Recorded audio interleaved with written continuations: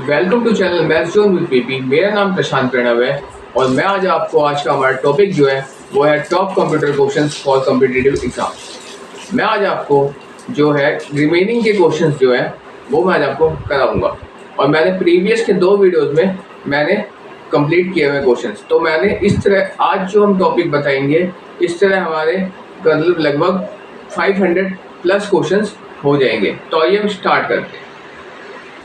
ठीक है, फिर आइए हम स्टार्ट करते हैं। पहला क्वेश्चन है मेरा, इसमें 380 लगभग क्वेश्चन मैंने प्रीवियस वीडियोस में कंप्लीट किया है। तो आज का क्वेश्चन जो है मेरा ये है, C language was originally developed by. तो सी लैंग्वेज को किसने डेवलप किया था? तो वो है मेरे डेनिस रिची। ठीक, अगला है all Unix applications are written in the. सारे यूनिक्स एप्लीकेशंस किस में लिखते हैं हम? वो है सी में, सी लैंग्वेज में। ठीक, next question, C language was invented to write operating systems called Unix is a successor of dash language.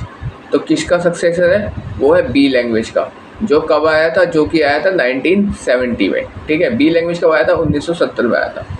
Okay, अगला है C language was formalized in dash by the American National Standard institute.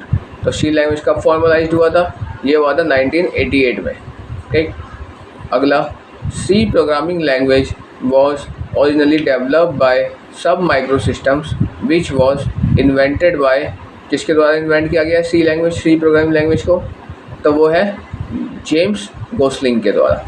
ठीक, अगला है Java language was released in dash as core computer of Sun Micro System Java platform. तो वो कब आया था? वो आया था 1995 में। ओके, अगला है HTML is a high markup language of describing web documents which among the following features is correct about HTML। तो उसमें कौन से HTML के फीचर करेक्ट है? यहाँ कह रहा है HTML stands hypertext markup language. ये सही है, इसकी फुल फॉर्म है ये। नेक्स्ट है a markup language set of markup tags. Markup language का एक सेट होता है मार्कअप टैग्स में। जैसे HTML के भी कुछ अलग अलग टैग हैं, जैसे हेड है, बॉडी है, टाइटल है, पैराग्राफ है, ब्रेकिंग के लिए ब्रेक द लाइन के लिए BR है। इस तरह कुछ टैग है जो HTML में प्रयोग होते हैं। तो उसने ये भी बात सही कही है। अगला है HTML document is describe of HTML tag. HTML के डॉक्यूमेंट HTML टैग को डिस्क्राइब करता है। हाँ, करती है। अगली बात है each HTML tag describe different document content.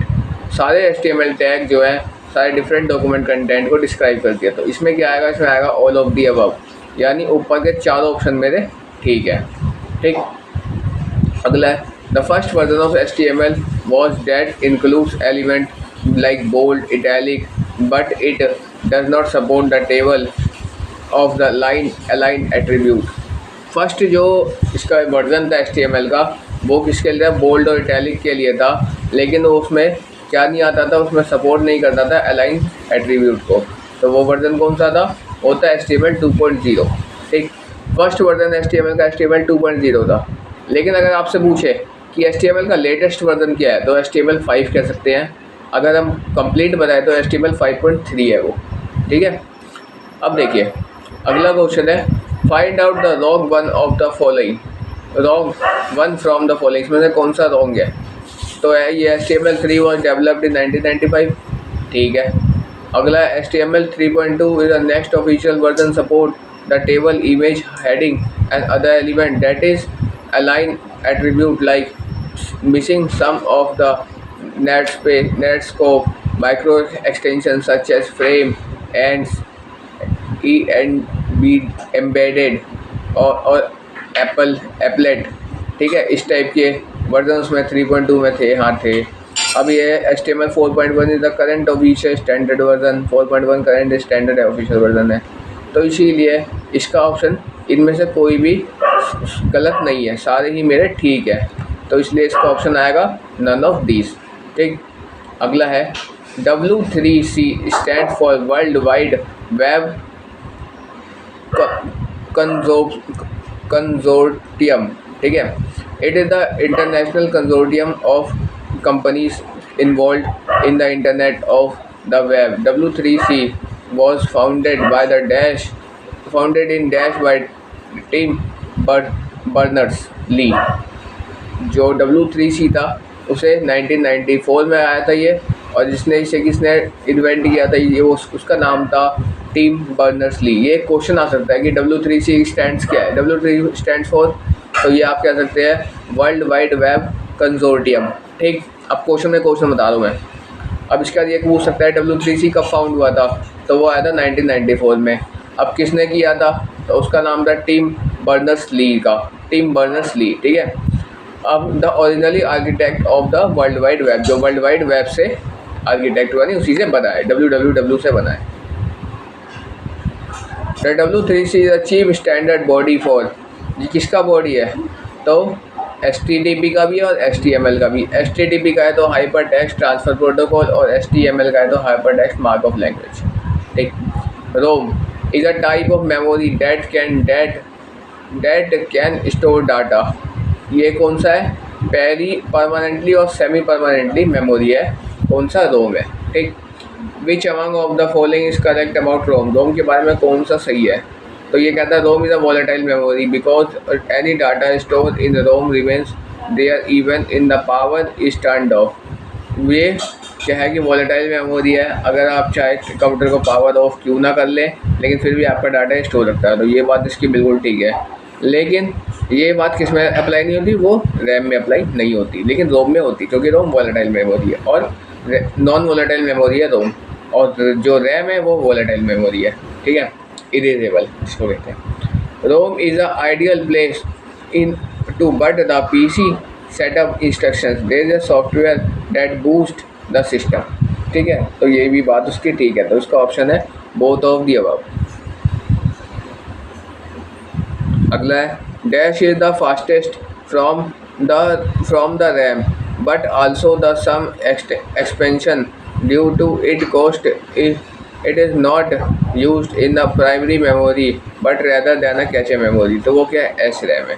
ठीक, SRAM each bit is required dash circuit, तो उसमें क्या होता है, 6 ट्रांजिस्टर सर्किट उसमें लगा होता है SRAM में। ठीक है, अगला है dash is not a fast as SRAM but cheaper is use in main memory.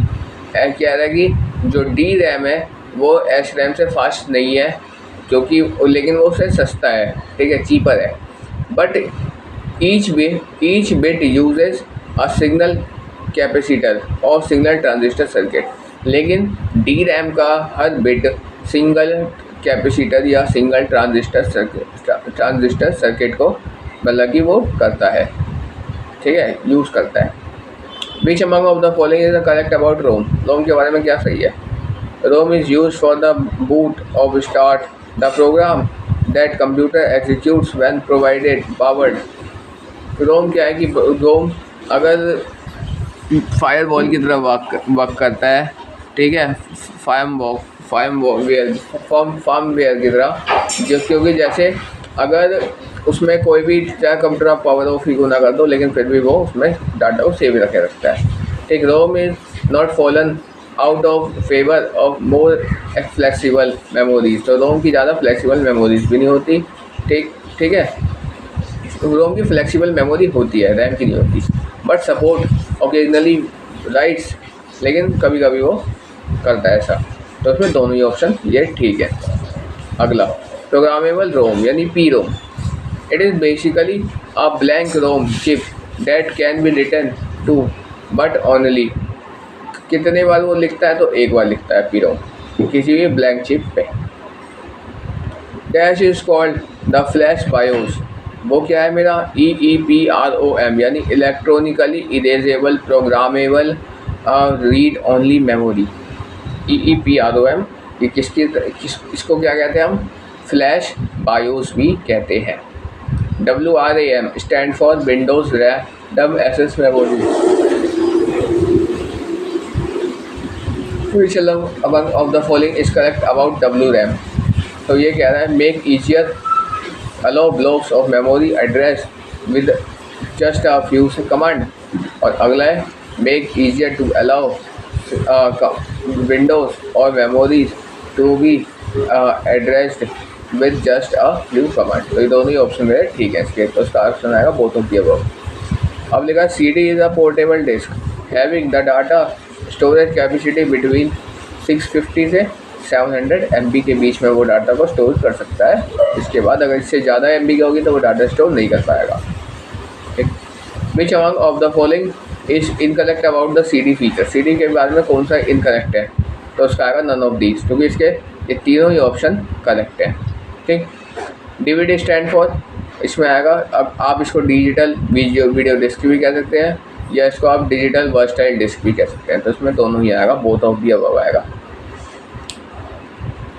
अगला है find out the wrong features of DVD among the following. इसमें से रॉन्ग फीचर DVD का कौन सा है, तो एक भी रॉन्ग फीचर नहीं है, सारे ही इसके राइट फीचर, यानी सारे इसके एडवांटेजेस हैं DVD के।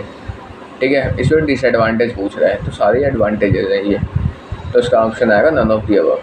ठीक, अगला है Blu ray technology was developed in the Blu ray disc associated with more than dash memories. तो कितने मेमोरी से ज़्यादा ब्लू रे एसोसिएशन मतलब कि डेवलप हो सकता है एक में, तो वो 180 मेमोरी से ज़्यादा। ठीक, अब अगला है database is an organised collection of data. Database किसका कलेक्शन है, डाटा का कलेक्शन है। Which of the following is included in the database collection. इसमें से कौन सा डाटाबेस कलेक्शन है, तो दोनों ही है, यहाँ पे स्कीम टेबल्स क्वेरीज भी है और queries report views and other objects भी है। ठीक, DBMS stand for database management system. Microsoft Excel is an spreadsheet application. ठीक, MS Excel version 5 was launch in, MS Excel का वर्जन 5 कब आया था, 1993 में आया था। अब अगला VBA stand for visual basic for applications. अब अगला the window version of the Excel support the programming through the Microsoft visual basic for the application, यानी VBA of the is a dialect of, किसका है, यह है visual basic का है।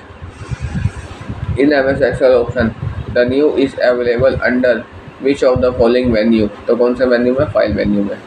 In MS Excel for move the current secret range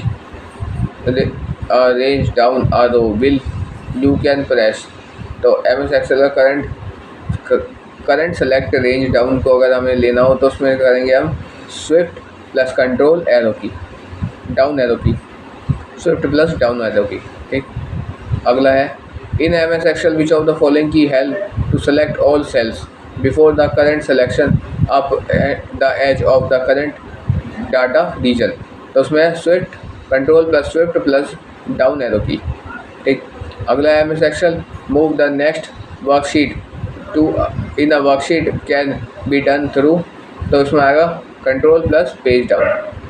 अगला है control plus page up is used for, किसके लिए यूज़ करते हैं हम, move the previous worksheet in the workbook. यहाँ क्या था, आपको हर जगह कमांड बतानी थी, आपको दिया हुआ था किसके लिए, और यहाँ इन्होंने उल्टा कर दिया, कमांड आपको दे दिया और कह रहा है इसको किस लिए यूज़ करते हैं। इस तरह के क्वेश्चन आपको आ सकते हैं। IRTF stand for internet research task force. IP stand for internet protocol. ARPANET stand for यहाँ पे advance research project agency network. MS word was first release in, MS word कब आया था, माइक्रोसॉफ्ट वर्ड, तो यह आया था 1983 में। First time after establishing the MS Word is known as, उसको क्या कहते थे एस्टेब्लिश होने के बाद पहली बार, तो मल्टी टूल वर्ड उसका नाम पहले पड़ा था MS वर्ड का। ठीक है, MS Word is written in, किस में लिखा गया, C++ में लिखा गया है। अब इसमें माइक्रोसॉफ्ट वर्ड इज़ अवेलेबल, और ये किसके लिए अवेलेबल है, तो यह है विंडोज़ ओनली, या यहाँ लिखा है मेंटोस ऑपरेटिंग सिस्टम्स ओनली। ठीक, RFT stand for rich text format. At the bottom of the Word interface is the status bar. ठीक, dash bar displays the heading of each drop down menu. Command are grouped under each of the menu heading according to their function, तो वो है menu bar.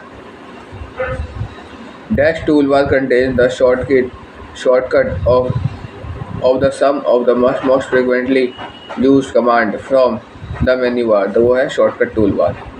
Dash toolbar is toolbar which contains a shortcut to some of the most frequent used command under found under the format title menu items is.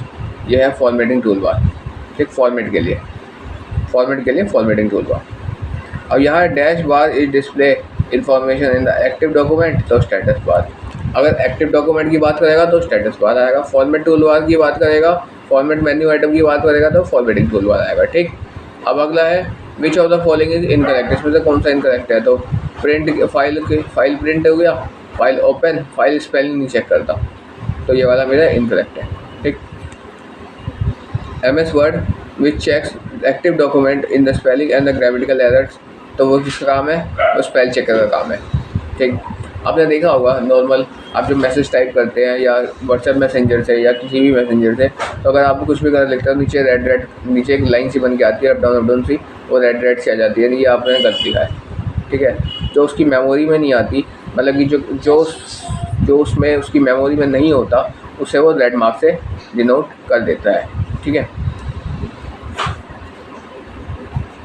Which of the following is incorrect, इसमें से कौन सा incorrect है, तो इसमें none of these, सारे इसमें correct है, ठीक। अगला है which is correct among the following, इसमें से कौन सा करेक्ट है, तो इसमें एडिट कॉपी हो जाएगा, एडिट पेस्ट, एडिट अंडू, ये सारे ठीक है, तो इसका ऑल ऑफ दी अबव आएगा।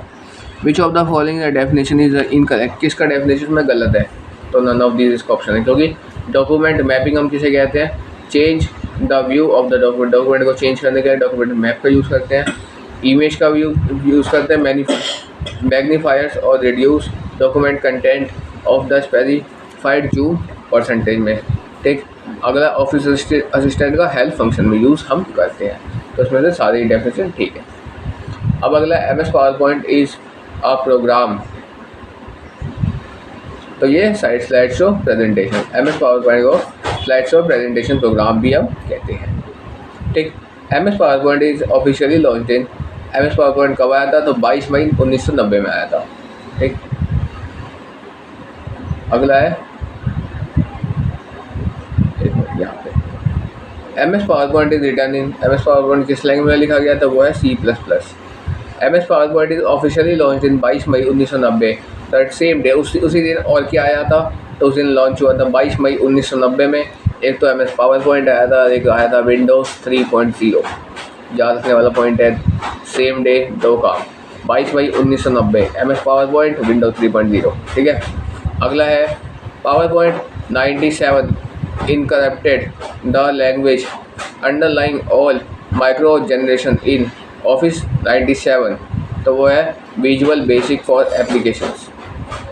अगला पॉइंट है मेरा यहाँ पे द मैसिवली और overhauled the animation engine allowing the users to create more advanced of the custom animation, तो वो कब आया था, पावर पॉइंट 2002 में, ठीक। MS power point consist of, MS power point में अंदर क्या आता है, तो स्लाइड्स आती है, ठीक। स्लाइड्स में कंटेन, स्लाइड्स के अंदर क्या होता है, तो उसमें होता है टेक्स्ट ग्राफिक्स होता है, साउंड एंड मूवीज़ होता है, और text movies image sound and all other object, ये सारे ही होते हैं इसके अंदर, तो इसका आंसर आएगा ऑल ऑफ दी अबव, ठीक। अगला है entrance emphasis and exist of element and the slides itself is are controlled by what cell से वो आता है, तो वो आता है मेरा कस्टम एनिमेशन से, ठीक। Which of the following is correct in the PowerPoint movement, PowerPoint movement में कौन सा करेक्ट है, तो इसमें entrance emphasis for all exist elements slide show control by what PowerPoint cell custom animations, यानी इसने इसी वाले लाइन को रिपीट कर दिया, पहला पॉइंट ये ठीक है। अगला है which of transistors on the other hand movement between the slides these can animated by the variety of ways, ये भी ठीक है। Custom animation can be use to create small storyboard and animating pictures to entering exist moves, तो इसमें आएगा all of the above, ठीक। अगला है presentation password protected by opening the modify can be open by, इसमें आएगा PowerPoint viewers.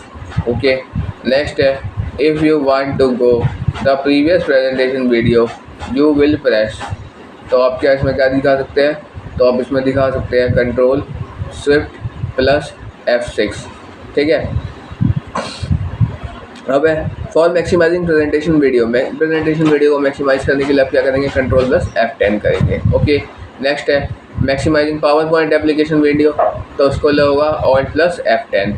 अगला है फॉर ओपन एग्जिस्टिंग प्रेजेंटेशन के लिए कंट्रोल प्लस O आएगा। An error in computer program, तो एरर को फाइंड कौन करता है, तो वो करता है बग करता है। ठीक है, नेक्स्ट है मेरा an error in a computer program is called, उसको क्या कहते हैं हम, बग कहते हैं कंप्यूटर प्रोग्राम में जो एरर फाइंड करता है। ठीक है, अब इसका है अगला dash was the first technique was posed by the serious thread on the various scanners, तो वो है पॉलीमॉर्फिक कोड। ठीक है, अगला है dash is a system susceptibility and flaws, तो वो है वर्नेबिलिटी। ठीक है, अगला है a dash vulnerability is one of at least one working attract exits, वो है एक्सप्लोइटेबल। ठीक है, CVE stand for common vulnerabilities explorers. Dash is an unauthorized access to use of data systems and server of data include any attempt to probe scans and test of the vulnerability in the systems and serve the network, or to batch security authorized measures without express authorization and the owner of the system, servers or network।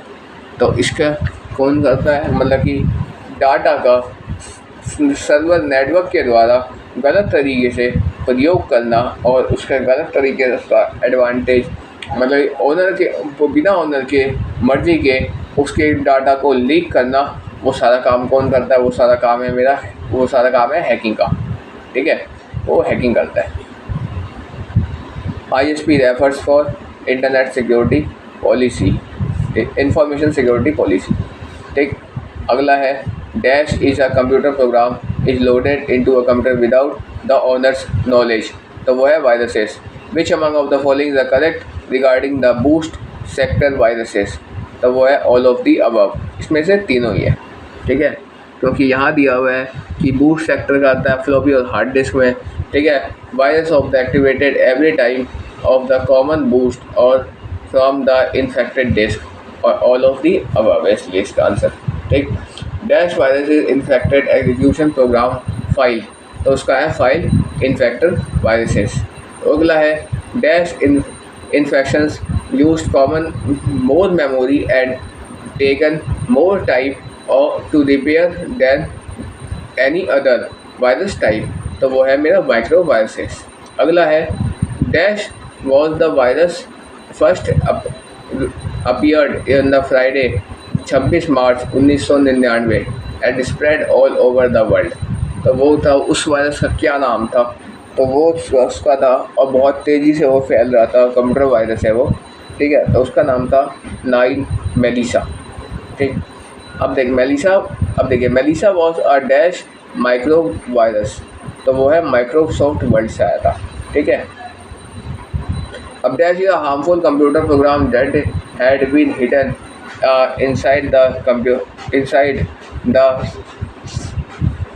inside of something used such as the email attachment and even in innocent looking programs, तो वो क्या है, Trojan horse है। ठीक, which of the following among a correct about the antivirus program, ठीक है, तो दोनों ही सही है मेरे। पहला है common database signatures for all the viruses and bombs, ये भी ठीक प्रोग्राम है। और ये अगला software searches of a computer to a presence of their this signatures, तो ये भी ठीक है, इसका आंसर होगा ऑल ऑफ द अबव। ठीक, अगला है कंप्यूटर क्राइम्स या साइबर क्राइम्स और क्राइम्स ऑफ इन्वॉल्व। तो इसमें क्या कौन कौन से कैसे कैसे होता है क्राइम, तो नेट कंप्यूटर के द्वारा होता है या थ्रू नेटवर्क होता है, थ्रू कंप्यूटर या थ्रू नेटवर्क। तो इसका आंसर आएगा बोथ ऑफ अबव। ठीक, अगला है नेट क्राइम और the criminal exploitation of the, किसके द्वारा एक्सप्लोड होता है, यानी किसके द्वारा फैलता है, तो इंटरनेट के द्वारा फैलता है क्राइम, साइबर क्राइम्स। ठीक है, अब देखिए क्राइम थ्रू इंटरनेट इंक्लूड, उसके अंदर क्या क्या आता है, तो टेली मार्केटिंग आता है, ठीक है, इंटरनेट फ्रॉड आता है, आइडेंटिटी थीफ, और अगला है क्रेडिट कार्ड अकाउंट थीफ्स। तो उसमें आएगा ऑल ऑफ दीज। ठीक, सारे दिए हुए। अब है which of the among of the following correct about hacking, hacking के बारे में क्या ठीक है। जितने भी 4 पॉइंट दिए हुए हैं ये सारे ही ठीक है हैकिंग के बारे में। ये देखिए मैं बताता हूँ, hacking is illegal instruction for the computer system और नेटवर्क। एक इलीगल इंस्ट्रक्शन है किसी के बिना अनुमति के, सामने वाले के इलीगल इंस्ट्रक्शन से कंप्यूटर सिस्टम और नेटवर्क पे। अब cracking item, cracking team of the individual hacking. ठीक है, अब cracking team is equivalent to hacking. ठीक, अगला है every act commitment towards the breaking into the computer and the network is hacking. ठीक, अगला है hackers can hack the personal monetary against the such as steaming and the credit card information. तो इस तरह के जो transmitting money and the various bank accounts there are, मतलब कि बिना उसके विड्रॉ, मतलब बिना परमिशन के पैसे को निकालना या पैसे फ्रॉड करना, या क्या कहते हैं बिना ओनर के परमिशन के डाटा को लीक करना, ये सारा काम हैकिंग में आता है। ये सारे इसमें बताए हुए हैं, तो ये सारा हमारे लॉ के विरुद्ध है, तो ये सारे काम हैकिंग में आता है, सारे डेफिनेशन के करेक्ट है। ठीक, अगला है which among of the following is correct about the child phonography. Child phonography के बारे में क्या क्या सही है। ठीक है, तो इसका भी आंसर ऑल ऑफ दीज है, यानी ये सारे पॉइंट जो इसमें दिए हुए हैं 4 पॉइंट, ये सारे ही इसके ठीक है। ठीक, which among of the following the characteristics of correct about cyber stalking. Cyber stalking के बारे में क्या कौन कौन से कैरेक्टरिस्टिक्स सही है। Cyber stalking is used for the internet और electronics to stalk host individual for any group. किसी भी ग्रुप में यानी इन साइबर स्टॉकिंग का हम प्रयोग करते हैं। ठीक, ये किसमें आता है, फ़ोन कॉल्स में आता है, harassing phone calls, killing the victim pets, या वेंडलाइजिंग विक्टिम प्रॉपर्टी, या leaving writing message of the objects. इन सब चीज़ों में हम इसको प्रयोग करते हैं, इसको बनाते हैं। किसको बनाते हैं, साइबर स्टॉकिंग को। ठीक, it may be offline as well as online, ये दोनों मीडियम में होता है, ऑफलाइन और ऑनलाइन में। तो इसके सारे तीनों कैरेक्टरिस्टिक्स ठीक है, तो इसका आएगा ऑल ऑफ दीज। ठीक है, अगला है डिनेल और द सर्वर्स अटैक इंक्लूड। तो इसमें क्या क्या आएगा, the server of the attack in network of the design bring the network in its knee और flooding it without useless traffic. ठीक, अगला है DOS attacks the included in it. ठीक है, डीओएस के भी अटैक्स इसमें इंक्लूड होते हैं। अगला है which of the following is the wrong characteristics of fizzing. Fizzing का कौन सा गलत कैरेक्टरिस्टिक्स है, तो इसमें है नन ऑफ द अबव, यानी सारे इसके दोनों ही ऑप्शन ठीक है। ठीक, अगला है credit card fraud include. Credit card में क्या क्या इंक्लूड होता है, illegally get and use the mobile, get movable and immovable property, यानी इलीगली यूज़ करना जो मूवेबल हो, और इमूवेबल प्रॉपर्टी का इलीगली यूज़ करना। ठीक है, अगला है अनऑथराइज और illegal use of credit card, बिना ऑथर के अनुमति के क्रेडिट कार्ड का इलीगल यूज़ करना अनऑथराइज तरीके से। ठीक, अब है अगला है punishment of the hacking in India. India में हैकर्स को क्या पनिशमेंट मिलती है, तो इसका आएगा option both of the above. पहला है कि imprisonment up to the 3 years only, 3 साल के लिए केवल 3 साल की जेल होती है, और fine depends on the case to case, कि केस पे डिपेंड करता है किस तरह का उसने काट किया है, उस हिसाब से फ़ाइन उसको हर्जाना देना पड़ता है। तो इसलिए इसके दोनों ही ऑप्शन ठीक है। Which among of the following the best situation for the software privacy, software privacy के बेस्ट सिचुएशन क्या है, तो ये है दोनों ही ऑप्शन है, बोथ ऑफ दी अबव है यहाँ पे, ठीक है। Which among of the following is the malicious software, malicious software का कौन सा है, तो इसमें ऑल ऑफ दी अबव, यानी वायरस और बॉम्ब्स भी है, ट्रोजन हॉर्स और टाइम बॉम्ब भी है, लॉजिक बॉम्ब, रैबिट और बैक्टीरियम, ये तीनों ही है, ठीक। IRC stand for internet relay chart, ठीक। अब mode, MOD refers to, mode किसको रेफर करता है, मास्टर डिसेप्शंस को, ठीक। अब Interpol stand for international police, ठीक, ये फुल फॉर्म है। Next, the term software refers to a set of dash और data of computer processors records और द अदर परफॉर्म टास्क और ऑपरेशंस, तो इसका है electronic program instructions. Next question है टाइप्स ऑफ सॉफ्टवेयर इंक्लूड, तो इसमें आएगा both application and system software, ठीक, क्योंकि दोनों टाइप होते हैं, एप्लीकेशन सॉफ्टवेयर भी होता है और सिस्टम सॉफ्टवेयर भी उसी के टाइप्स होते हैं सॉफ्टवेयर के, ठीक। अब है without software computer would be, software के बगैर क्या होगा, कंप्यूटर यूजलेस होगा, जब हमारे कंप्यूटर में सॉफ्टवेयर ही नहीं होगा तो कंप्यूटर रन नहीं कर पाएगा, ठीक। Computer software include dash there associations and the recommendations, तो इसमें आएगा कंप्यूटर प्रोग्राम और लाइब्रेरीज, ठीक। अगला है in the platform software, platform include, platform में क्या क्या आते हैं, तो वो होता है ऑल ऑफ दी अबव है, ठीक है। फायरवॉल भी आता है, डिवाइस ड्राइवर्स भी आता है, ऑपरेटिंग सिस्टम भी आता है और ग्राफिकल यूजर इंटरफेस GUI भी आता है, ठीक है, OS और GUI। अब software quality is very important essentially for the commercial और the system software like, तो किसके लिए, वो लिनक्स का है, विंडोज़ माइक्रोसॉफ्ट विंडोज़ का है और माइक्रोसॉफ्ट ऑफिस का है। अगला malicious software known as, malicious software क्यों करते हैं, तो उसको करते हैं मेलवेयर के लिए, ठीक। अगला dash are the computer program developed to harm and disturb computers, तो उसका है मेलिशियस, ठीक। Next, dash is an extension of the software that extends और modifies the functionality of another piece of a software and require that the software is used in the other two functions, तो उसका है plugins, ठीक। The person who create the software is called, जो create करता है software को उसको हम क्या कहते हैं, तो उसको हम प्रोग्रामर कहते हैं या सॉफ्टवेयर इंजीनियर कहते हैं, सॉफ्टवेयर डेवलपर कहते हैं, इसमें ऑल ऑफ दी अबव आएगा। अगला है informal term of the programmer is, उसको हम कोडर या हैकर कह सकते हैं इनफॉर्मल टर्म में। Software available on the face often the inaccurately term which dash which can be legally use the purchase of the license commercial software, इसका आएगा commercial software. Which among of the following is the correct about the device driver, तो इसमें आएगा ये तीनों ही option इसके correct है, तो उसका ऑप्शन आएगा ऑल ऑफ दीज, ठीक है।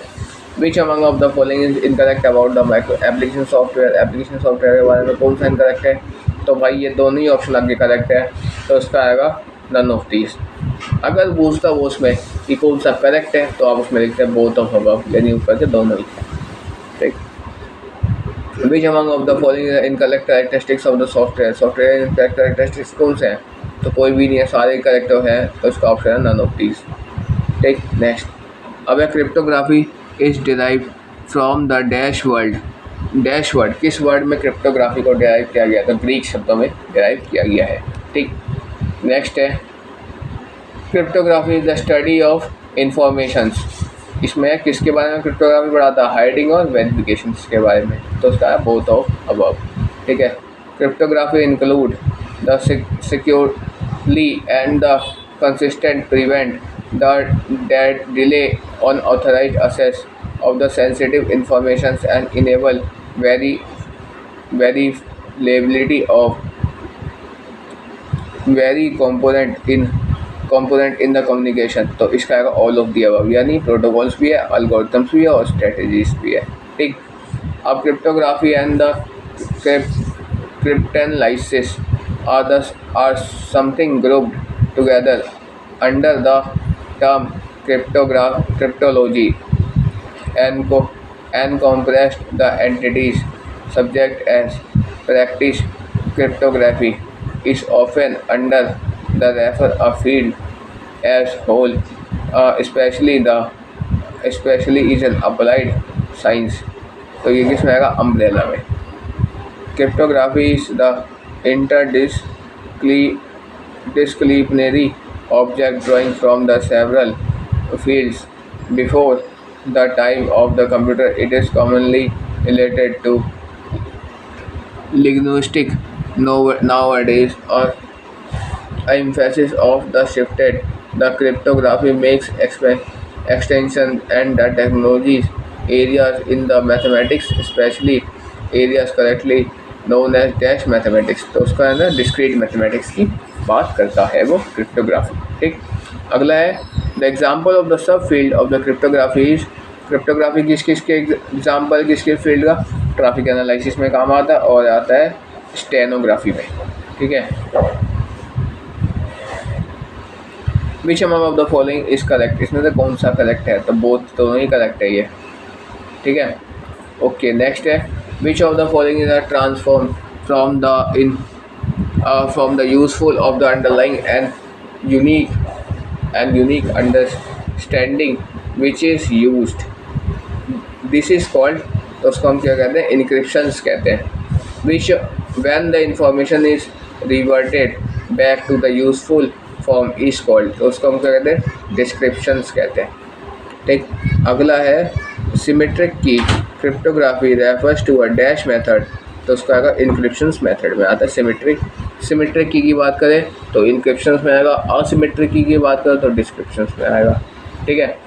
अब है symmetric key cryptography was only the enormous public known unit, तो ये कब आया था, तो ये आया था जून 1976 में। ठीक है, जून 1976 में आया था। विच among of the following is correct about the goal of cryptography, तो इसका आएगा ऑल ऑफ दी अबव, यानी ये चारों ही ऑप्शन इसके ठीक है। ठीक। Licence is still required to use cryptography in which among of the following countries, तो वो है ईरान और चाइना। ठीक है। अगला है NSA stand for national security agency. ठीक। नेक्स्ट है in the United Kingdom is the regulation, the Investigation Power Act gives UK policies and the powers for suspect of dash correct encryption keys, तो उसका आएगा both A and B, यानी hard over password और decrypted files। AI address is a AI address किसका है, तो TCP/IP network का भी है और यूनिकली आइडेंटिफाइज कंप्यूटर्स का भी है। TCP stand for transmission control protocol है, IP stand for internet protocol है। Which among of the following is correct, तो इसमें से कौन सा करेक्ट है, तो LAN जो है use for local area network है, WAN for use for wide area network है, और IP internet protocol assigned the computer by the system administrator के द्वारा असाइंड होता है स्टैटिकली या डायनामिकली, मतलब कि IP एड्रेस जो है वो डिटरमाइन करते हैं स्टैटिकली या डायनामिकली, तो तीनों ही ऑप्शन मेरे ठीक है, तो इसका ऑप्शन आएगा ऑल ऑफ द अबव। इसके बाद इसमें आएगा द इंटरनेट प्रोटोकॉल एड्रेस इस IP क्या है, IP है द न्यूमेरिकल लेवल assigned to each device participating in a computer network. ठीक। अगला है the networking for the communications, networking communications में भी, तो इसके दोनों ही ऑप्शन ठीक है, बोथ ऑफ इसका आंसर है। An IP address serve which among of the following principal function, IP address कौन से प्रिंसिपल फंक्शन पे काम करता है, तो वो है होस्ट और नेटवर्क इंफॉर्मेशन आइडेंटिफिकेशन पे और लोकेशन एड्रेसिंग पे, इन दोनों पे ही ये काम करता है। ठीक। अगला है role of IP address is, IP address का क्या रोल है, name includes to add we seek, और एड्रेस इंडिकेट्स नेम को इंडिकेट करना या एड्रेस को इंडिकेट करना। जैसे देखिए IP एड्रेस का मेन रोल मैं आपको समझाता हूँ। आप क्या करते हैं, आप अपने फ़ोन में एक वो करते हैं, आपके हर फ़ोन में एक आईपी एड्रेस होता है, उस आईपी एड्रेस से क्या पता चलता है, जैसे IMEI कोड होता है, आईपी एड्रेस हर प्रोडक्ट्स में होता है आजकल, ठीक है। तो आपके फ़ोन में IMEI कोड है, वो क्या है, वो आपके फ़ोन का आईपी एड्रेस है। उससे क्या है कि आप IMEI कोड डाल के अपने फ़ोन की करंट लोकेशन पता कर सकते हैं, ठीक है। ठीक है, तो इसलिए ये काम करता है, ठीक। अगला है the design of the internet protocol defined as the IP address as dash numbers. कितने बिट का होता है आईपी एड्रेस, तो वो 32 बिट नंबर्स का होता है, ठीक। अब है bit system is known as internet protocol version. तो उसमें कौन सा वर्जन है, अभी भी आजकल कौन सा वर्जन हम यूज़ कर रहे हैं, तो वर्जन 4 है। तो for which is still in use today, जिसको हम आज भी प्रयोग कर रहे हैं, ठीक। इसके बाद नेक्स्ट है due to the growth of the internet is predicted depletion of available addresses and new versions of IP address 6 using the addressing was developed in 1995। तो वो कितने का था, 6 यूजिंग 128 बिट्स का था, ठीक है। अगला है the 2 versions of the IP protocol used in search of the IP version 4 and IP version 6 and the version defines IP address। तो किसको डिफाइन करता है, डिफरेंट वर्जन्स को डिफाइन कर रहा है। यहाँ पे 4 और 6 अलग अलग 2 वर्जन्स की हम बात कर रहे हैं। इसके बाद हमारा यहाँ पे next question, in the early stage the different of the internet protocol network administration interpreted and IP address is a dash part. तो किसका पार्ट है ये, नेटवर्क नंबर पोर्टेशन का भी है और होस्ट नंबर पोर्टेशन का भी है ये, ठीक है। अब इसमें देखिए नेक्स्ट है high level of the demands of have increased the supply of unallocation internet. The protocol version 4 is available on the assigned internet services provided the end users organization since the, वो क्या है, कब हुआ था वो end user organisation, वो हुआ था मेरा 1980 में, 1980s में, ठीक। अब है which among of the following is a different definition is correct. ये किसका डेफिनेशन करेक्ट है, तो एड्रेस की डेफिनेशन क्या दिया है ना, a unique number ID assigned the host and the internet interface in the network. यानी होस्ट से इंटरफेस के बीच में एक यूनिक ID को असाइन कर रखा है जिसे ये एड्रेस दिखा रहा है। तो ये डेफिनेशन बिल्कुल सही है। अब सबनेट का है the portions in of the network shared the particular subnet addresses. अब है subnet mask, a 32 bit combination used for describe which portion of the address refer to the subnet by which refers to the host, ठीक। अब है interface the network combination, उसको कहते हैं हम interface. तो इस तरह हमारे ये सारे ही करेक्ट हैं, तो इसका आंसर होगा all of the above, okay. अब है मेरा NTA स्टैंड फॉर, NTA कहते हैं हम नेटवर्क एड्रेस ट्रांसलेटर्स को, ठीक।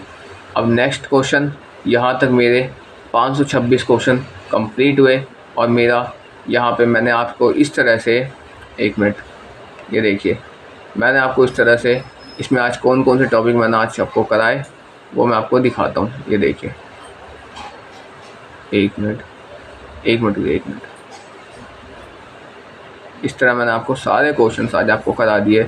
इसमें देखिए मैंने आपको ये ऑब्जेक्ट ओरिएंटेड प्रोग्रामिंग कंप्लीट कराया, जनरल भी कंप्लीट कराया, कंप्यूटर लैंग्वेज के क्वेश्चंस भी कंप्लीट कराए, इसमें कंप्यूटर मेमोरी कंप्लीट कराई, डाटाबेस कंप्लीट कराया, MS वर्ड और MS पावर पॉइंट ये भी कंप्लीट कराया, नेटवर्क सिक्योरिटी कराया, net cyber crimes, software, cryptography और IP एड्रेस, ये सारे क्वेश्चंस मैंने आज आपको कंप्लीट कराए, ठीक है।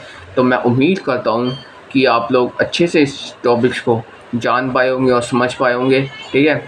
अब मैं उम्मीद करता हूँ कि आपको इनमें से और किसी चीज़ में दिक्कत नहीं होनी चाहिए। तो ठीक है, दैट्स ऑल फॉर टुडे।